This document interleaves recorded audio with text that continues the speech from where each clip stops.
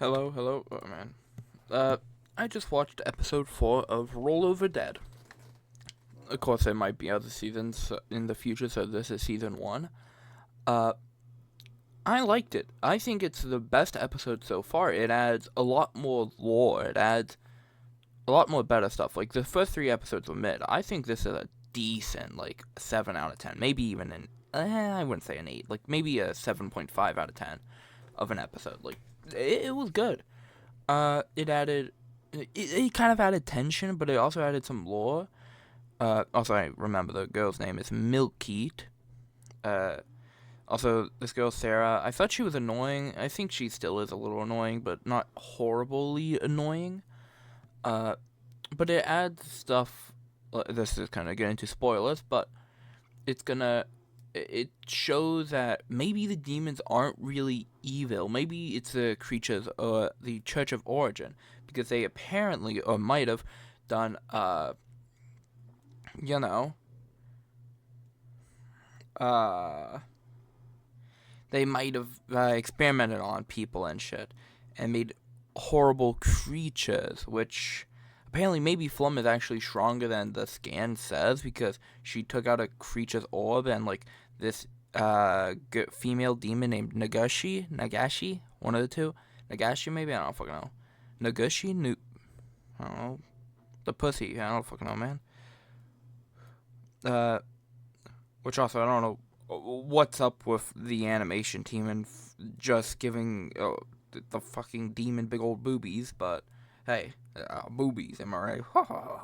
But it added a lot of lore. Like maybe the Church of Origin, isn't that good. Also, I have some thoughts of what Flum could be, because Flum is targeted by the church. I think she could be a daughter of a demon, or could be related to demons somehow, or like maybe somehow the Church of Origin knows stuff that she doesn't. I don't know. I feel like there's something to be uncovered. I'm only getting some bare bone theories out.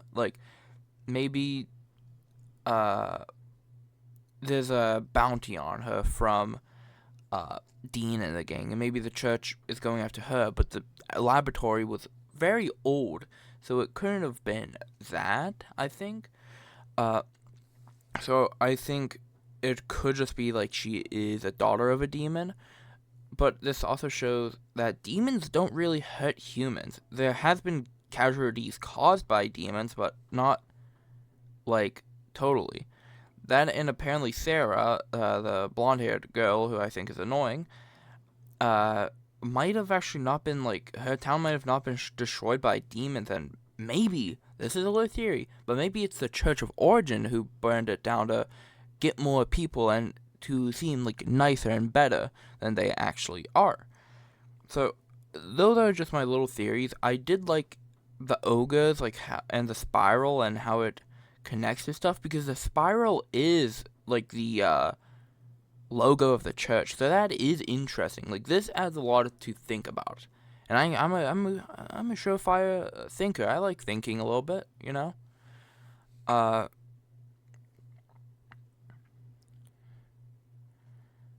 uh, there was a little bit of lore about Gadashi, her old party member who was a heavy swordsman or whatever. He used a big old sword, and how he taught her a move, which also I think adds to the fact that the one dude, the purple haired dude who sold her to slave owners or human trafficking stuff, uh, might just be the only person who really dislikes her, and everyone else, thinks that guy's a dickhead, because in a previous episode, I'm pretty sure episode 2, the party was a little annoyed by him, and they're saying hey man, Flum used to cook, and hey man, we're kind of hungry, man. What the fuck? So yeah. Also, I'm not fully sure about this. This could just be a misfire. I think Sarah and the demon might have something. They might like each other, because there was a lot of blushing from the demon. commander. Why? No clue. I have no fucking clue. Could just be basic happiness, or it could be affection. I have no clue. One of the two. But Sarah also looks like a child. I know there have been some things saying it is a Yuri show, so it wouldn't be totally out of the ordinary. But Sarah also looks like a child, not just because like, oh, she doesn't have any curves, therefore she's a child. No, because she's like 3'3", and she's very high pitched. Which, I mean, it wouldn't be a terrible dynamic for romance of, a nun and a demon dating, but hey, that demon's like fucking 500,000 years old, and that nun, she looks like she's 13. Hell, like fucking 6 years old, actually, but she musically is like, she's actually 18 and older, but she looks like a child. But I have no clue. But those are my thoughts on the episode. I think it's a pretty good episode. Like, way better than the other ones. Like, I actually got a little invested, and I was actually, like, thinking a lot. So I think it's a good episode. I mostly will just post, like, these 6-minute little snippets about my thoughts on the things.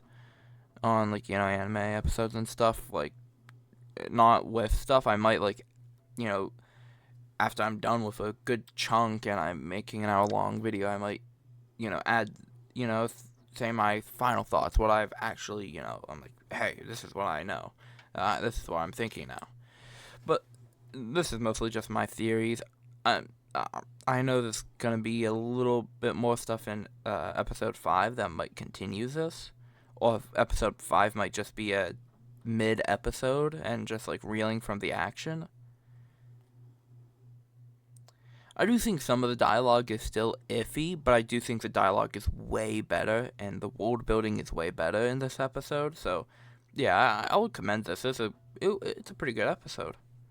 But I know I said like goodbye or something, but I recorded this like 3 days ago, and then I realized, hey, I could do 2 like episode reviews in one episode review, like record one of them after one of the episodes and record the other one after another episode. So you might hear me say like bye, goodbye, see you next week or whatever, blah blah blah. So I'm gonna show episode 5 review. So that I'm gonna do the same thing with like episode 6 and 7 and blah blah blah blah. So if you're a little confused, don't worry. Alright, I just got done with episode 5 of Roll Over Dead.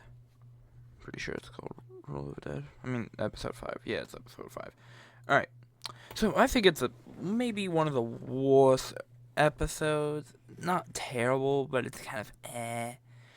My reason for saying that is they rush too fast into romance. I understand, like, not, taking 500 episodes to finally, spin a tale about romance, and taking it a better pace than, like, some animes. Like, Naruto took a while, I know, but that was also because, he was a child for most of or, like, a good chunk of the series, not most. But, but it goes too fast, and it's like, come on, like, you don't get enough time to sit and ponder, being like, okay, this is what it means, alright. You just get, butt fucked by it, and, you don't get to, sit and stew about it. Like, sure, you get an episode, like last episode, where, it's action, so it's not that much into the love basis, but it's also kind of like, it's not enough time, I feel like. I feel like it should be a bit more time. I don't know if, like, this is only the first half of this season, and, like, the second half will be released in 2026, or, like, the season 2 will be released next year. I have no clue. But I feel like it should be longer amount of time for, like, these feelings, because it's, like, they're not instantly, girlfriend and girlfriend, but they're still, like, they're coming up on the relationship too fast. But the more interesting thing is the demon stuff. I feel like the demon stuff does show more about demons. I will say this show does a perfect job at showing the demons and showing like lore about them. I think the show does a very good job on that. My reasoning is because it shows that the demons are childhood friends. It shows more of how Flum might actually not be as weak as we thought, but there's not enough time to be like, hey, she might be like very useless, because it kind of just hits you pretty hard. So it's like, eh. But it still shows like a lot of lore, and it shows that the demon may have some feelings for Sarah, the Nagashi person, but it also shows, like I said earlier, the childhood friend, and they have like a sibling-esque relationship, and they like tease each other and shit, which I think is an interesting thing to look at. I also think the design of the demon lord is quite interesting, not like shocking. Uh, it has the Tatsumaki. Holy shit, I don't know. Tatsumaki. I don't know. Hmm? The green-haired girl from One Punch Man, Tatsumaki. Maybe, I don't know, man. But she's short. She's a midget or whatever. But she's also the strong being, which we haven't seen her fight yet, so we don't know how strong she is. But if a being like Nagashi, or whatever her name is, has 33,000 power, which how powering works so far, I don't know all the ranks, but 0 to 500 is F rank, then like 501 to 1,000 is D rank, then 1,000 and above is C and more. I don't know what would be B or what would be A, but it would be, whoever this is, or however high she is, like, that's a high number. But we also can assume that the other chieftain, the male one, I forget his name, will be like, at least he's as strong as the heroes party. I would say actually a bit stronger, because they had to do teamwork, which teamwork usually beats a stronger opponent, even if it's like 3 or 4 people. So, but even then they were still struggling a bit. This was also because of the loss of Flum, and the main girl who was friends with her, series, I don't fucking know. You know,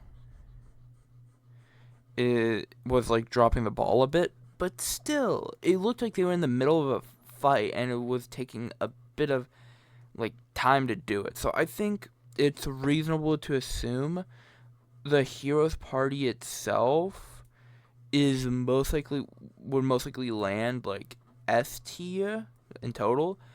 But there's also that A rank dude, Dane, which how he got his rank was being mischievous. But that also leads into the question: is there like S? Is there SS? Is there SSSS?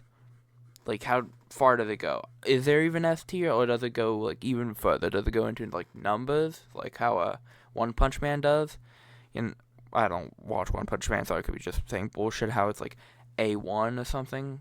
Fucking A1 stakes also, like the ranking shit. I don't know how to like describe it. But I also think the reintroduction of Eterna, the blue-haired witch girl, which she wasn't with the heroes party, so she must have left sometime between last time we saw the heroes party and now. Also, Sister Mary, the Pope girl thingy, why did I say thingy?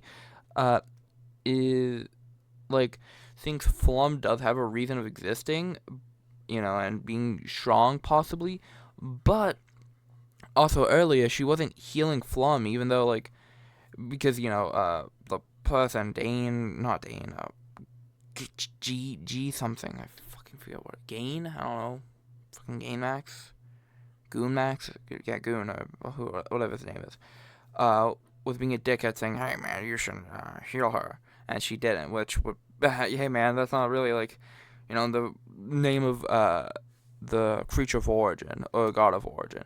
I will also say that plot turning of, hey, maybe the Church of Origin is bad. It also happens too early, so it's like not that big of a change. There might be like another switch up, another like, oh my gosh, it actually is this and blah blah blah blah. Another thing that happened at the very beginning was she kills two bandits sent out by Dane because they hurt Stu, which was the man who brought them to his house, and his mother, but they were healed by magic. So I think that also shows that magic has proceeded far enough where healing magic can actually, like, fucking nearly bring people back from the dead. Which, not fully, but, like, in near-death experiences, so there isn't, like, that much stakes for, like, near-death stuff.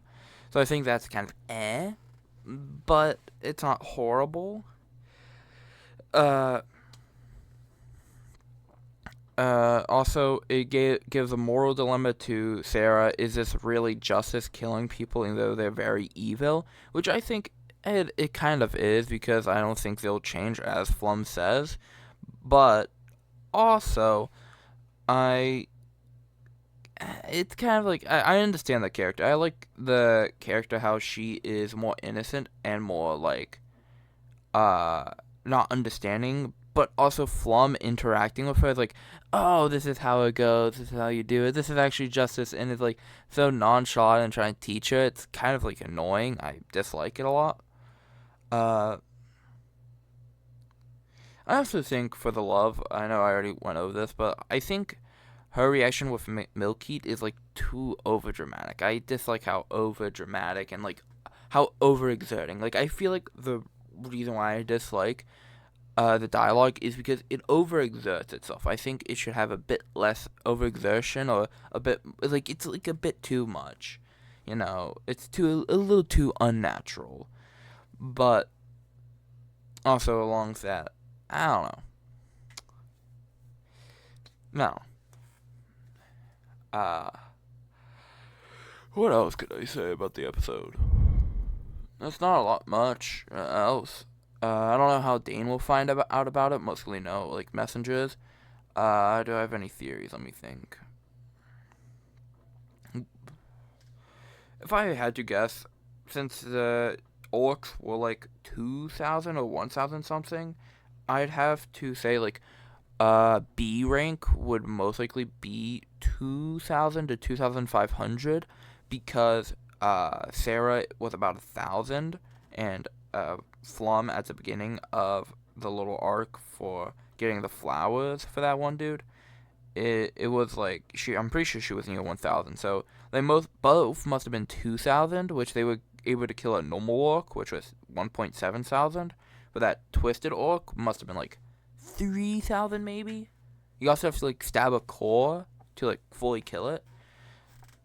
So I'd think it's like most likely a B tier monster. So Flum is nearly B tier, I'd say. I don't know. I'm not a genius. But that's my little crack shot theories. I do think the progression is a little too fast, but then again, I don't mind it being too fast, but it's kind of like like it's.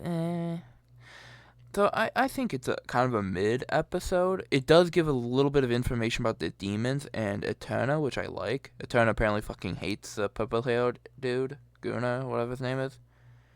So I do think that's interesting also. It also shows a bit about the green hair archer dude, where he's like, I never knew, I wonder what Flum could have brought to the party. So, I don't know, it's kind of like a packed episode where it's a lot of stuff, but a lot of it's like too scrunched up and too fast. I understand like most episodes mostly have like a time limit, they can't go over 23 minutes, no episodes over 23 minutes. Of course, if you don't include like credits and shit, blah blah blah, then it's like 21 minutes, which, by the way, I don't have that much more minutes of the series left. Like, I'm pretty sure I only have 140, which would be 2 hours and like 20 minutes, which actually that's like some pretty good pacing. I don't mind that. I also the titles obviously show the main villain of the arc. It's Dane. That's the main person we're gonna, be going, "Hey man, that guy should die." They also got a house, which I think is pretty interesting, and they found Eterna, who was like fucking smoking pot or some shit, so that was also pretty cool. A lot of these are just like my crack shot theories and thoughts, so it's just like random shit go. But that's mostly my thoughts on the episode. I think it was okay. The more I talk about it, it feels like it is. Maybe it's like a 6 out of 10, which would like put it above episode 2 for me. I think how I'd rank the episodes. Let me look at them real quick. See more episodes. Can I just like go to the? Oh, I can like and dislike some. Interesting. Alright, so I'd rate episode 1 a 6 out of 10. I think it's a worthy 6 out of 10. I feel like this is kind of a 5 out of 10. It's kind of more mid. This adds like an adventure, adds something, so I'd say it's mostly a 6 out of 10, a high 6 out of 10. This is a 7 out of 10, and this is, I'd say, like still a 5 out of 10. I'd say this is the worst episode. The second worst. I'd rate most likely this one above this one. So I'd say third best, second best, and then first best. I still like Darkness and Light. I think it's a good old little doodle of an episode. Also, I don't know why this says the end and the beginning. So, like, I don't know. Maybe this is like a two-parter thing, so maybe. Which, I mean, it could benefit the series more of doing 2 to 3 parts for a single mission, which is what they did with this. They did the intro of the mission, and to where the orc, is about to jump the mission, and they, go into the cavern, and then this where they, are in the cavern and shit. I do think that was mostly why Darkness and Light was better, because, it split up instead of shoving everything in one. So I think if they actually split a lot of this stuff into half, I think that would exponentially make it better. Of course, I'm not like the professional anime watcher or whatever, but those are just my little like game theories. Those are like my little thought shots. I don't fucking know, man. Boob shots. I don't know, cum shots. I do find Eterna's little rant about the purple hair dude a little funny, like, fucking pussy, virgin, bitch, fuck. I found that a little silly. I know that there is some jokes where they try to pull off, but it's like, I liked the little ranting. I thought it was fine. Nothing else to talk about. I think I might just go on for another 5 minutes.